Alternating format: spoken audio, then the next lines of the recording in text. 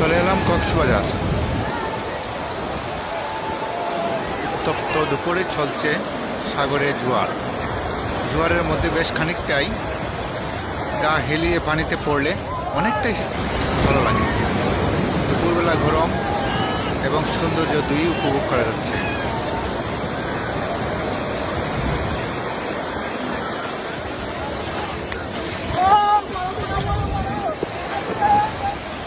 এদিকে আয়, এদিকে সামনে যাস না, পড়বি তো।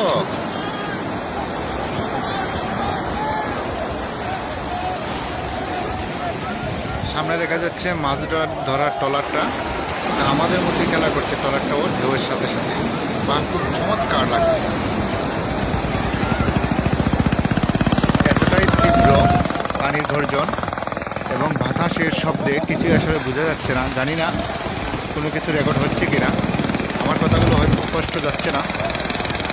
অনেকটাই তীব্র বাতাসের বেগ এবং সাগরের গর্জন দুই মিলেই আমাদের কথাগুলোকে আসলে অনেকটা সাউন্ডটাকে ডাউন করে দিচ্ছে।